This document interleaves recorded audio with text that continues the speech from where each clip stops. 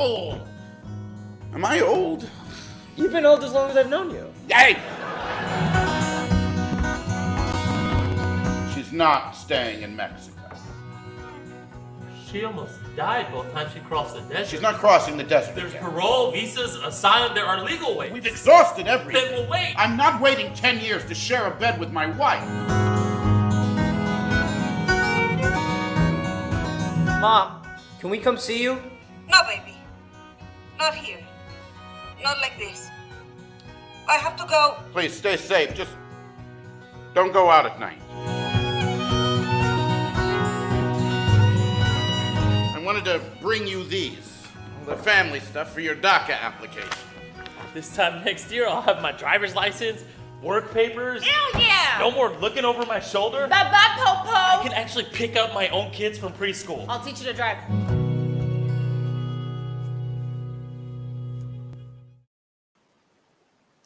Good afternoon. I am Paul with Education at Roundabout, and welcome to our virtual post-performance talkback with members of the company of 72 Miles to Go.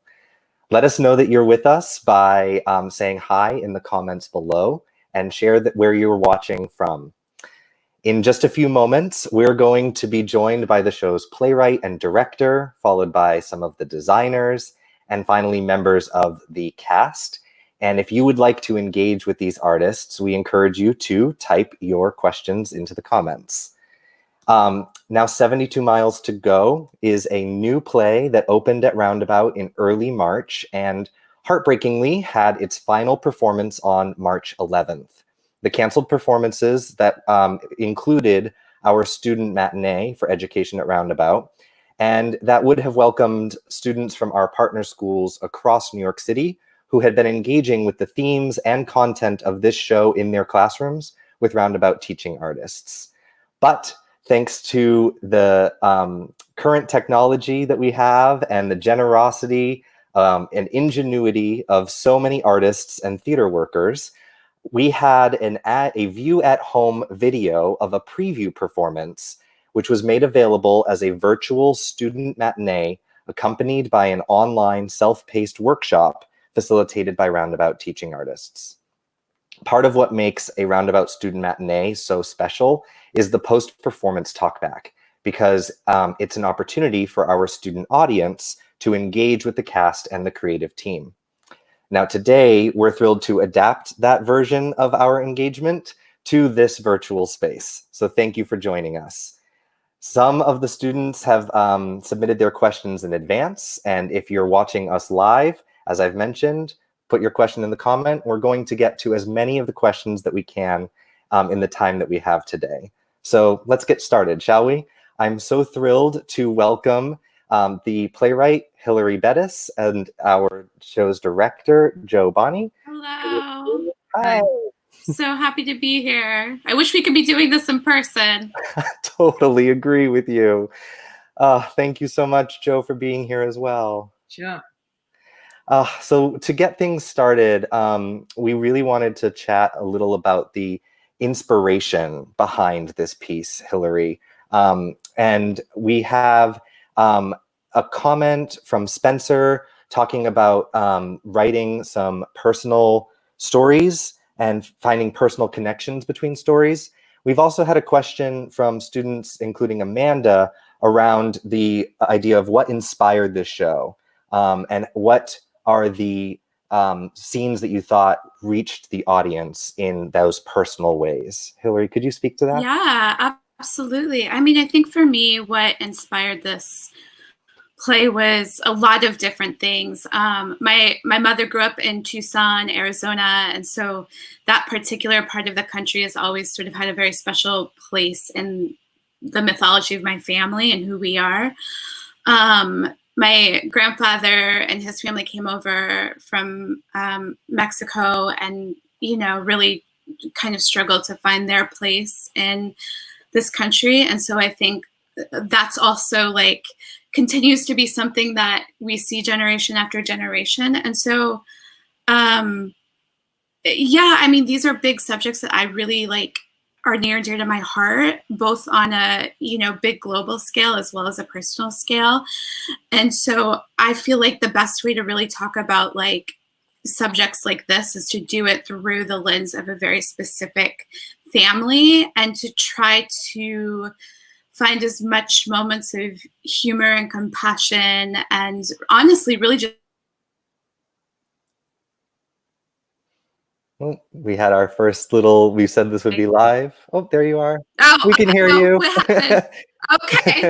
Okay. So you were saying slice of life moments and the little scenes. And I think really like, I think the best stories live in the minutia of specificity and of character, and from there, and I think that's how we really learn to like empathize with people. And so that's what I really wanted to like, focus on. Totally. And those little moments were so specific in this play. We had a question from Shakira about how you came up with the tuna, mayonnaise, and peas on pasta meal. That's my thing whenever he was tasked with making dinner. And so I honestly, like, a lot of the food in this play really comes from my own family and what we like grew up eating. And amazing. And Joe, as a director for those personal moments and that slice of life, how did you work with Hillary and the cast around creating that familial relationship? Well, I think the main thing is obviously Hillary places it on the page in the first place. That's the story. And that's actually the story we're all responding to when we read the script. But when we get in the room together, we're all bringing in our personal experiences. And we all know what it is to share these little moments, meals around a table, or the celebratory moments of birthdays and proms and travel, or, picnics. And so I think in a way it's that sort of the thing that's so beautiful about theater, which is so painful at the moment, is it's so collaborative in the room. So essentially, we're all throwing out ideas, we're all playing, with what we know. And then out of that, we find what's the common moment that expresses what Hillary had in mind. But it's very much, it's a shared experience. I mean, it doesn't matter what background you come from, family is so important. And so, it's why right now, this place strangely is so much more potent, even because we're separated from loved ones and we don't get to share all those little moments together. So yeah, we all bring into the room our experience. I mean, we're really living what this family lived right now. We're existing and trying to communicate and trying to hold on to intimacy and connection in the same way that they have over 8 years with Anita. And I think in some ways this play is even more relevant and really gives us insight into, I think, the experience of so many undocumented people in this country that have been living this for, for a very long time. Absolutely. That feels related to the question that Julia was asking around the process and collaboration of putting yourself as theater maker in the audience's shoes. And Joe, I know that that's important to you as a director around how to bridge that experience from the stage to the audience. Do you want to speak a little bit to that? Well, I think the biggest thing is exactly what you're saying, is this may be a specific family. And that's why Hillary was able to come from, like a hot place to put this family out there for us. But if this family isn't universal, then we're going to have a large percentage of the audience sitting there feeling like, oh, I haven't had that experience, or I don't know what it is to be undocumented, or to cross a border, or to live in another country. So the place to come from is, what is it that we all share universally? And you could live in any country. This doesn't just have to be about, America. This is very specific in terms of being in America and this family that's both Chicano and Mexican American. But you could be in any country in the world where you have immigrant status and you're trying to establish yourself and you're separated from family somewhere else. So that's the most important thing for me, is to look at, how does an audience, you don't know where they come from or what age they are or what their background is. How can everyone have the shared experience and fall in love with that family? I mean, that's that's why our cast was so amazing. You know, they're written on the page to be sort of wonderful and funny and difficult and complex, but the cast brought all that into the room too. Hillary, do you have anything to add to that, or we can move forward?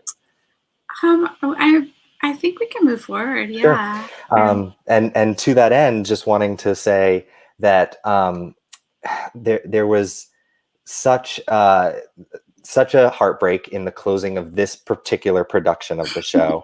This preview performance was recorded earlier on, and you started the production with the beautiful note to the audience, kind of providing that context. Yeah. So Morgan really wanted to know what the ending was like now versus the ending that was watched. Oh goodness. I mean, so much changed from this. I think every single scene in the play was rewritten, you know, some changes in blocking, you know, the actors just discovering more nuance and complexity and their characters. But the end, we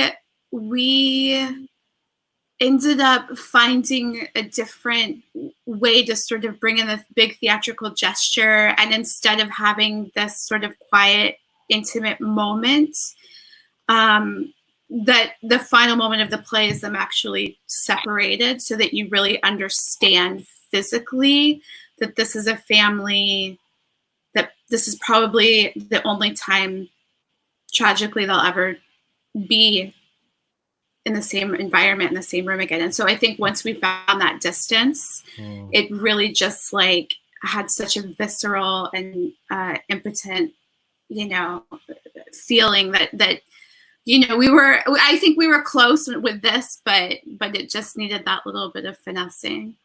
Yeah, there's something about sometimes distance on stage gives text a really different intention. Yeah. So whereas in this version, we had Anita and Christian very close, as you just said, Hillary, in those final lines, I hope I never see you again. We found that if the goodbyes had already been done before those lines and the children were walking away from the parents, and then as an afterthought, Anita calls after her son and they turn and she says that line and he responds. It just felt more powerful because it's the hardest thing in the world for a mother to say to a child, I hope I never see you again. And for them to say that back to the parent. So just little things like that, as Hillary is saying, we sort of discovered, you know, where the weight of a moment was and how I could be helpful, because it was already in the play, but I had to be helpful in terms of, you know, spatially on stage to give that moment more weight. Amazing. And so we are going to transition the conversation now to a little bit of the production live on stage. And so Hillary, thank you for this beautiful story and your participation today. Of course, my pleasure. Shannon was asking, will this show be performed live again? And I hope so. You know, it had some more productions happening next season, and those have all been canceled too because of the, you know, coronavirus. So we'll see. We'll see what happens in 2022. And while theater is an ephemeral experience, there are plays from centuries ago that we're still performing today. This is absolutely one that will be added to the new canon for folks for years and years. So thank you so much, Hillary, for joining us. Of course, my pleasure. Joe, it's so good to see you. It's so great to see you. We've missed each other. I know. And so we're going to be bringing in some of our designers from the production to chat with Joe a little bit about the process. And so, Joe, could you chat a little bit just about how you, as a director, collaborate with designers as we bring our folks into the stream? Yes, well, you know, often you work with the same designers over and over again. I mean, all three of these designers, Lap and Alicia Burr and Jared, I've worked with many, many times before, so we have a shorthand together. So there's that initial reading the script. I read the script and then I think who are the designers that, you know, I will be most excited to work with on this piece, because I know that they will have insights and solve issues that I, you know, I will have many questions on. They will bring many answers to me. So that's the first process, and then reading it, and then we start a conversation, and the conversation is pretty much, well, what if and how about, and and how to, and particularly in this piece, because it's tricky with a play when you're traversing 8 years. This is a passage of 8 years from 2008 to 2016, which is so much easier to do in film and TV because you edit, and lo and behold, there you are, a year later or 6 months later. So that was one of the big questions also we had, and how to get the tone of this piece. Excellent. And that visual vocabulary was so beautifully collaborated on by this group. I'm wondering if each person could introduce themselves. We'll start with Lap. Yes. Hi, I'm Lap Chi Chu, and I'm the lighting designer. And Jared. Hi, I'm Jared Janis. I'm the wig, hair, and makeup designer. And Alicia. Hey, I'm Alicia Etup. I'm the sound designer. This is Kavi. Hi, Kavi. Congratulations. Thank you. And thank you all so much for being here. We wanted to ask, this is Wade was asking about how the technical aspects of the play were created. This idea of bringing the idea from page to stage, as Joe was saying, in a live setting, the transitions played such a big role of that in this piece. And so, Lap, from a lighting perspective, how did that work for transitions?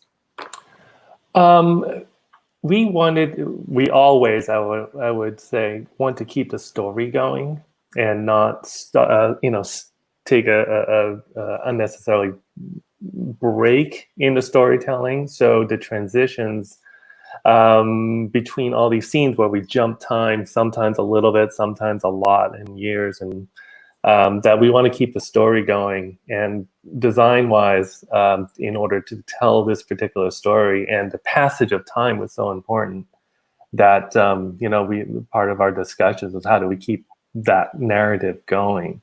And so abstraction often was an answer for us, and the help of text. I remember going through several scenarios of text where we put the dates up, but then we realized we needed to put the time elapsed because no one remember when the last time they saw the dates was. So we felt it important to put, this is 15 months later or X amount of time later.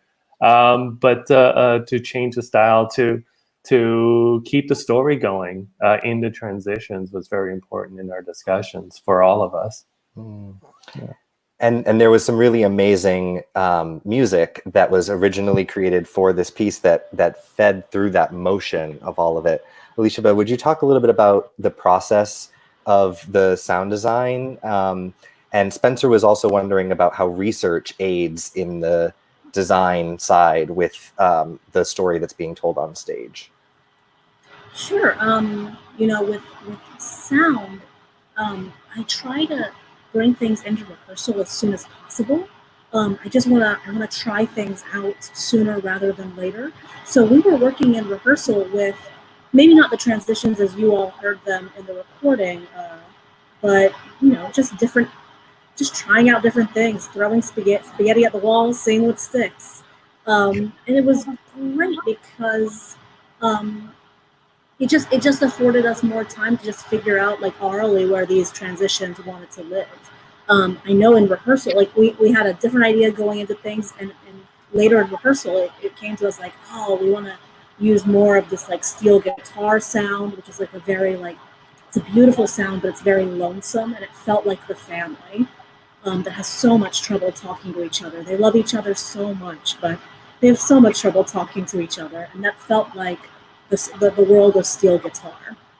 So from there, I just kept on bringing in just more and more like music that featured this guitar in particular. And then again, just kind of trying out things, seeing what sticks. Once you get into tech, sitting with Rachel, sitting with Lap, and really figuring out how to craft each moment. I love what Lap was saying, transitions. The story can't stop. We want to continue the story. We want to continue evolving it.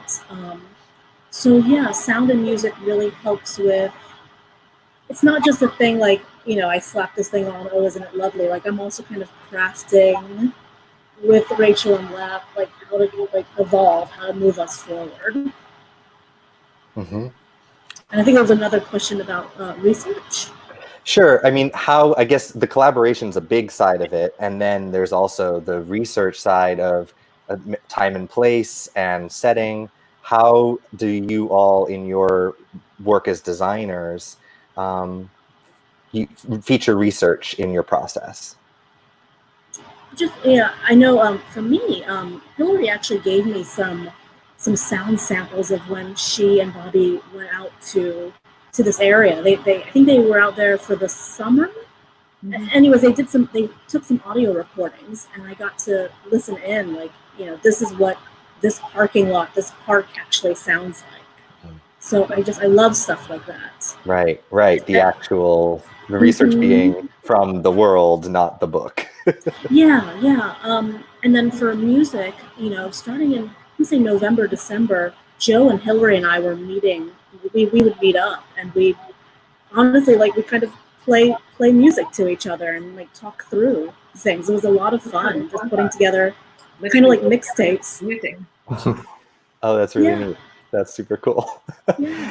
And then Jared, as the wig designer, your role is very physical in representation, and we have characters that are aging in real pivotal moments of life. How did wigs help tell the story of time through the show?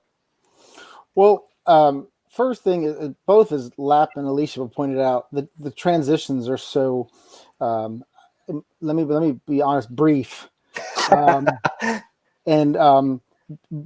having worked with Joe, this doesn't surprise me at all. You know, this show, I knew before I even read the script that this was going to be a fast moving show, and in terms of transitions. And then reading the script, you know, I looked back at the script the other day, and I at every transition I said, how is this going to happen? How is this going to happen? You know, and it, as you pointed out, it's character by character. We need to figure out how are we going to get them to show a passage of time, even though there is that projection that Lap talked about that says, you know, now it's 2015 and so forth. You know, young people transition their own looks much more frequently than older people, than adults do, let's say. So in this one, we have 3 kids in the show, 2 of whom are much younger at the beginning. So we needed to figure out a way to make these transitions quick but effective. And it became obvious really quickly that the way to do that was by process of removal as opposed to process of addition. You know, whereas like oftentimes we will add things throughout a show to make people change. In this case, we basically started them all wearing everything we could get them into, and then started pulling things away from them so that the transitions would go smoothly and would go quickly, and we didn't have to stop at any point simply because of one wig change. We didn't want that to happen. And of course, you know, there's the biggest change of all was Aaron's change when he joins the military. And we really needed to show that transition really effectively. And the only way to do that, of course, is to shave the poor guy's head. So we, you know, so that meant we had, as I said, we started with everything and started removing. So we had to start with a wig that looked just like him so that no one would know that it was a wig, and then be shocked by the fact that he shaved it all off later. So, you know, and so it was all about the transitions. Honestly, this show was really all about how to get things to go, keep it moving quickly. Sure. And with such a tight-knit cast of characters and the storytelling centering around this familial unit, that was very much in the flow of the whole structure. With a new play that's being developed, there must have been so much that was going into negotiating all of that. And I think, you know, Joe, from everything that we've been hearing from all your collaborators, you at the helm were absolutely sort of shaping and shifting all of this in real time throughout the whole process. Yeah, Definitely. I mean, from the first, not just the table work you do in the rehearsal room, but also the first time you get on his feet and the first time you did a run through. Everyone here knows that when we did our first run through, the play ran over 2 hours. I think it was like 2 hours and 15 minutes. So it was like, And a lot of that was taken up with transitions. I had actually Rachel Halk isn't here, but she was the set designer, was just amazing. And Rachel actually, we had a lot of moving parts, and we were waiting forever for furniture to move around, and we just had to get ruthless. And in fact, Jared had these wonderful pieces, sort of more facial hair that went on Bobby Moreno as Christian, and we just couldn't get them on and off in a way that served us. So in a great way and also a ruthless way, you actually have to kind of throw out your babies sometimes and just, You're saying this with Alicia, who's got a baby in her arms, so. Yeah. It looks like we lost Paul for a second, but I just wanted to thank you all of the designers for chatting with us, and Joe, thank you so much. It looks like we've got Paul back again, and we'll be able to bring in the cast. Great. Hiya, folks. Thank you, Joe, for that beautiful reply as well. Really appreciate it. And thank you, all four of you, for this time and for your beautiful work on this piece. We're so glad that we were able to share it with our students. So thank you so very much. Thank you. Thank you. And so, as I mentioned earlier, we have our pre and post show workshop that was put together and shared virtually. And we have our prompts for our teaching, for our students to answer throughout. Several students were asked to make predictions about the characters and what the themes and conflicts might be in this play after meeting those characters in that pre-show workshop. And what you're seeing on the screen right now is a summary of those answers. Folks were really thinking that these characters would be in pursuit of the quote-unquote American dream and family. We're really thrilled to welcome some members of the cast to our stream now. Welcome, everybody. They're going to be popping in here now. And we will ask again for folks to introduce themselves and the role they're playing. Hi, y'all. It's so nice. Thank you so much for being here. Sure. And could we start with Trini? My name is Trini Sandoval, and I played Bobby. Billy. And Jackie? I'm sorry, I'm looking at Bobby's name right now. You're looking at Bobby. You played Billy. Totally. Hi, I'm Jacqueline Guillen, Jackie Guillen, and I played Eva. And Bobby. Hey, I'm Bobby Who played Moreno, and I played Christian. And Tyler. Hey guys, I'm Tyler Alvarez, and I played Aaron. And Maria, do we have you on the phone? Yes, I am so sorry. We're experiencing some technical difficulties, but it seems appropriate since you can't see me in the show. So, yeah, I'm feeling Totally. I play Anita, yeah. So, Maria, that was actually one of the number one questions that was coming in from our students was around your role and if it was performed live on a daily basis or if those were pre-recorded phone calls that actors were responding to. Morgan was asking that question. Sure. No, it was live every single night. The wonderful sound team built a little sound booth backstage that obviously had a microphone.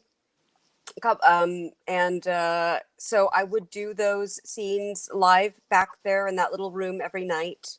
And then, of course, later Bobby would join me as Christian when we were both living together. Mm-hmm. And so, yeah, it was a live experience. So, of course, it was different every single night.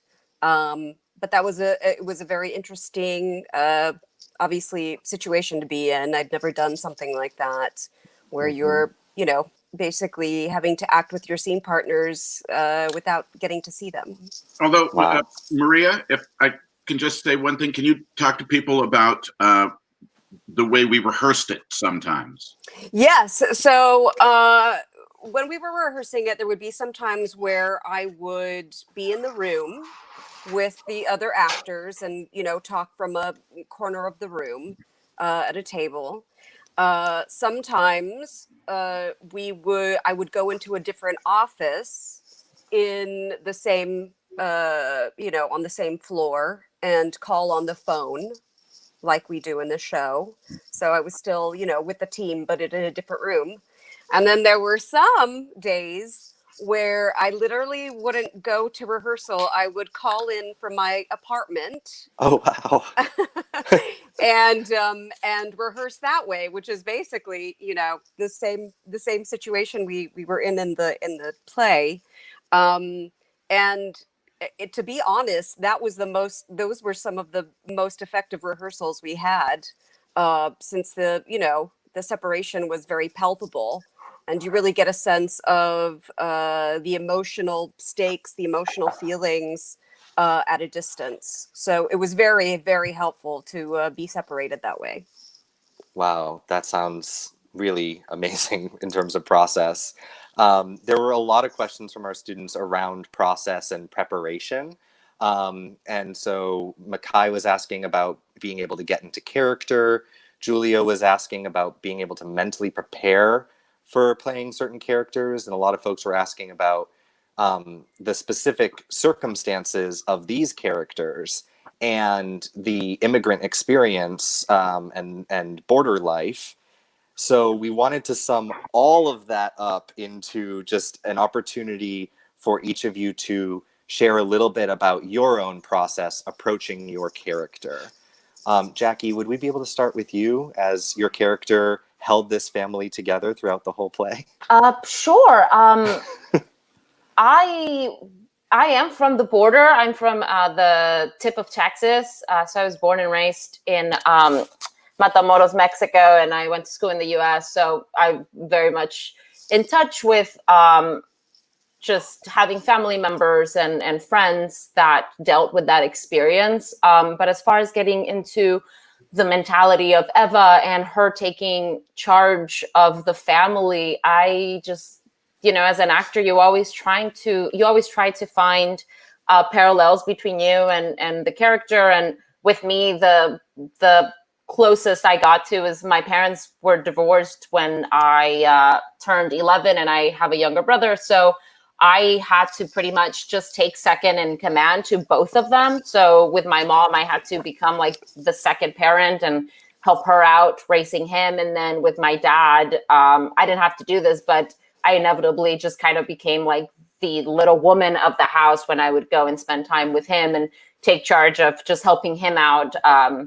There's still those stereotypes of like, the man does this, the woman does this. So I was always just kind of jumping in back and forth. So that's what I use for my personal life to get into the mindset of Eva. Thank you so much. Bobby, could we go to you next? Oh, sure. Absolutely. I kind of think about building a character as like a Venn diagram.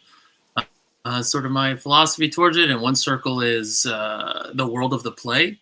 And so I try to get that circle as big as possible by understanding that world. And like Alicia said, Hillary and I were able to go to Tucson for a few days. And we spent some time traveling around. We went to church there, at a church that Billy would have been preaching at. We went by the high school and just try to get a feel for the city. We went to Saguaro Park and just sat there and like soaked it all in. And then I watch a lot of documentaries and read a lot of books. Dear America, a book by Jose Antonio Vargas, if anybody's interested in reading a real interesting story about somebody who's undocumented, and it's really beautiful and profound.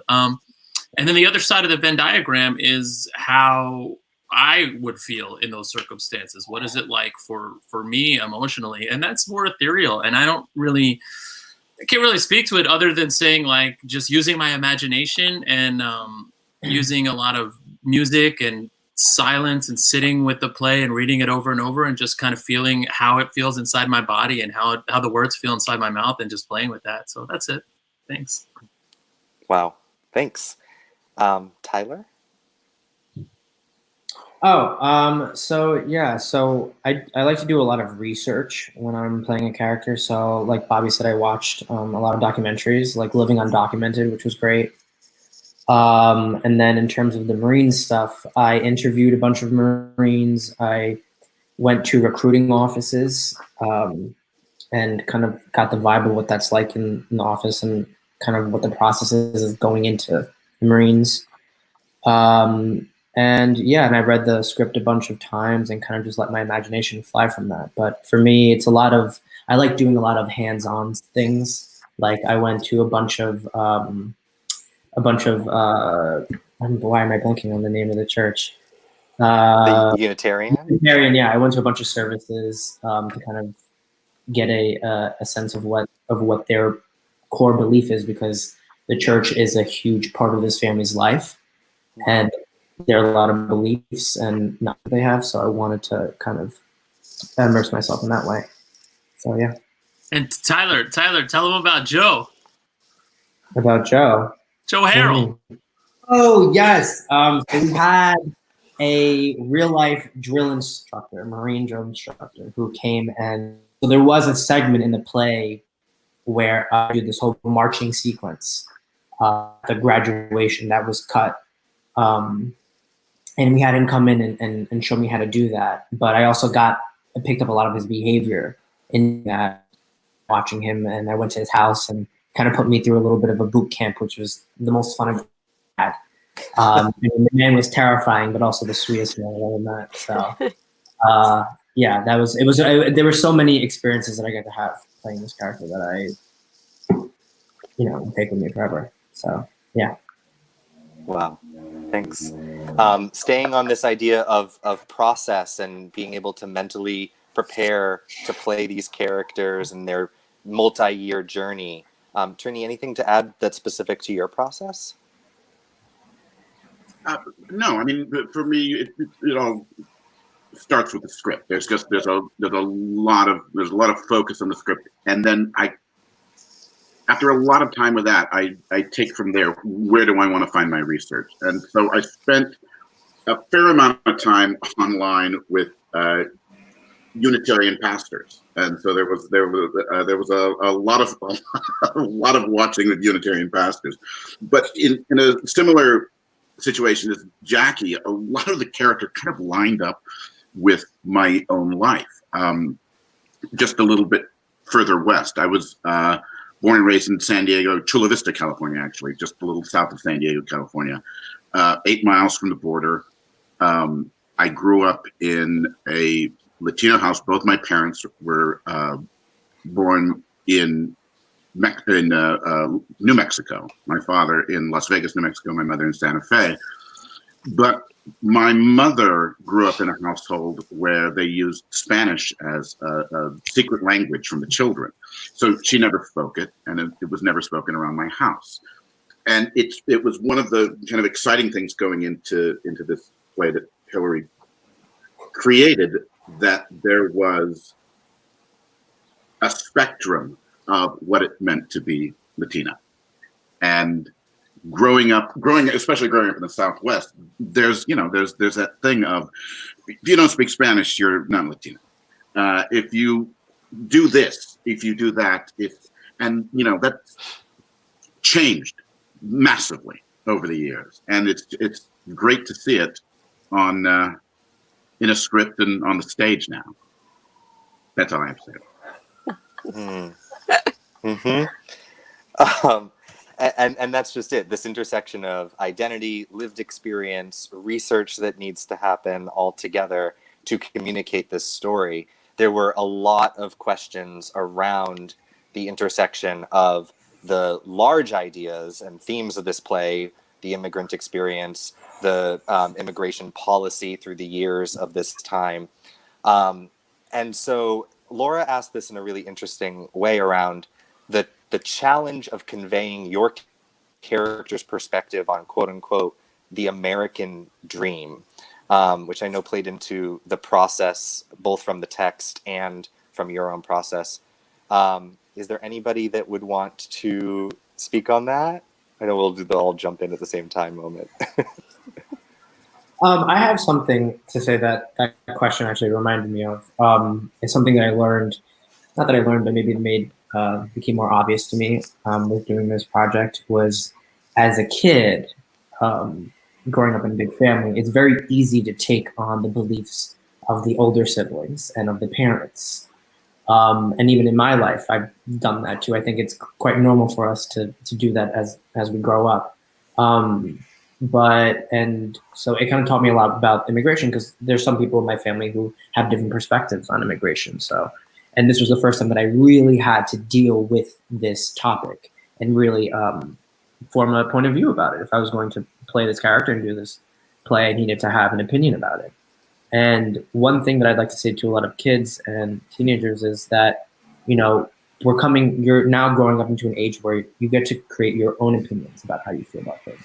And it doesn't mean that other people's opinions are right or wrong, but just like remembering that not just to take on the opinions of the people that surround you, but to create your own opinion on your own with it, which is something that I wanted to share with everyone, because I thought it was important, especially with something like this. Cool. Yeah, I'm also a child of Mexican immigrants that came here.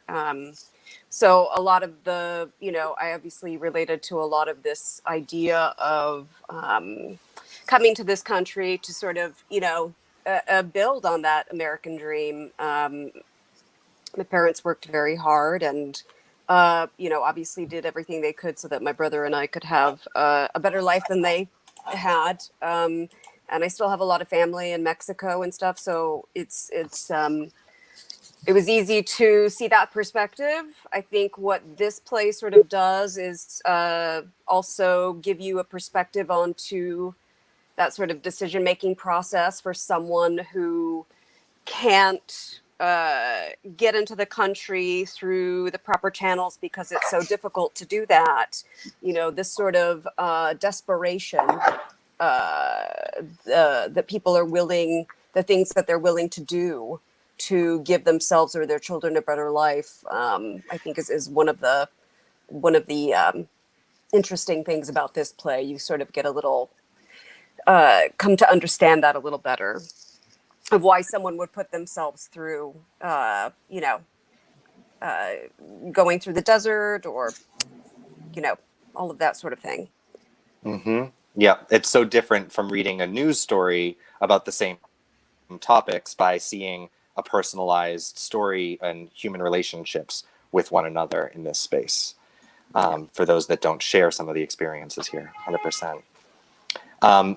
Jackie and Bobby, just acknowledging if there's anything further you wanted to add to the conversation before we go to our last question. No? I think you guys Cool. covered it pretty well. Sweet.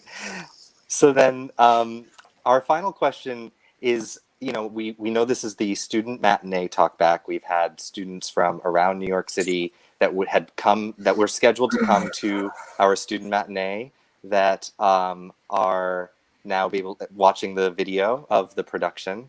I'm curious, for folks who are interested in pursuing a career in performing arts, what advice would you have, perhaps in the form of a hashtag? What would your hashtag of advice be to young people who are interested in a career in the arts?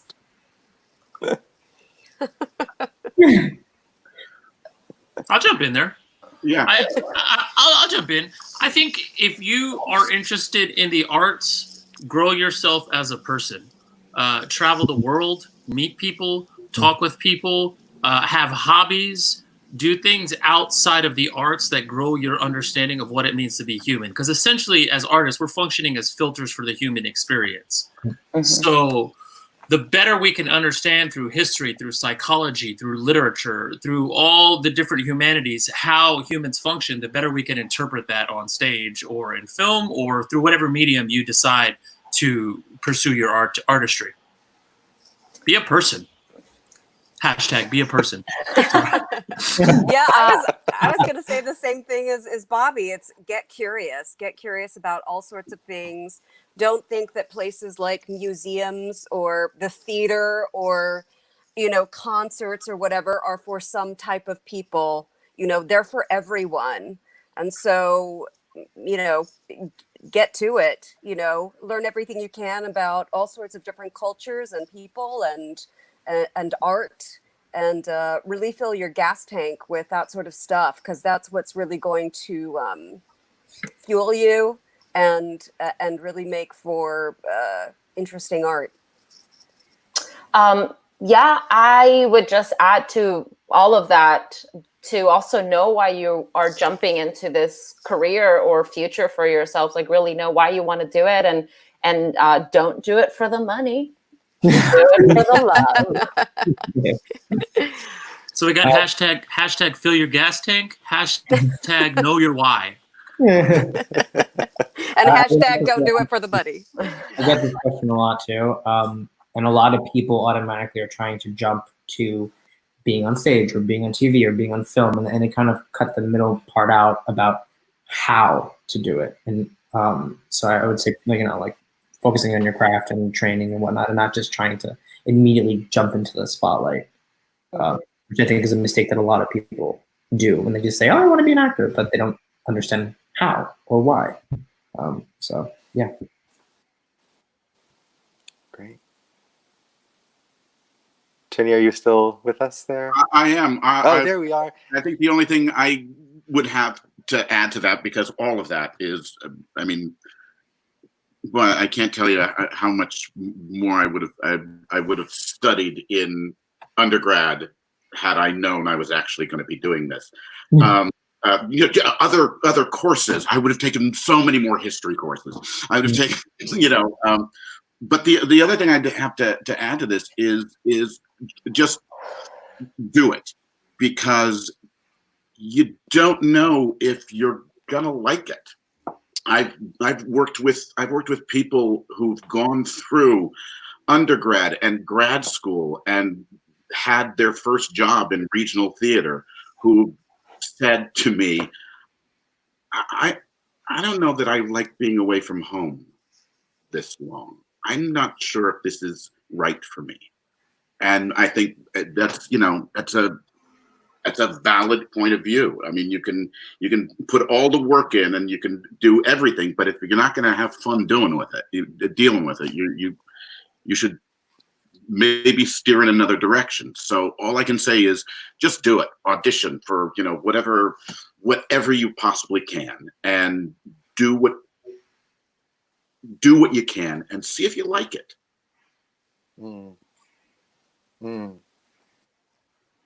Excellent. I mean, thank you so much, everybody, for all of this advice to carry in, being a whole rounded person while also getting those skills all together. Really will make that pop and put the experience that you all gave to the audience night after night through that whole preview run, through opening, through those first couple days of the open run, and again on this video performance. We are so grateful to be able to have shared your beautiful talent with everybody. So thank you so much for joining us today as well. Really appreciate it. Thank you all so much.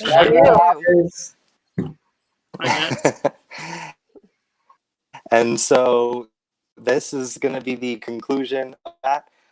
We are so appreciative of you all sticking with us through this experiment of a virtual live talkback with Education at Roundabout. And on behalf of the whole team here at Education at Roundabout and Roundabout Theater Company at large, we really want to congratulate the cast and crew and whole company of 72 Miles to Go for their remarkable work and for spending the time engaging with us today. From our homes to yours, please stay safe and keep connecting with us online until we can see each other again in the theater. Take care.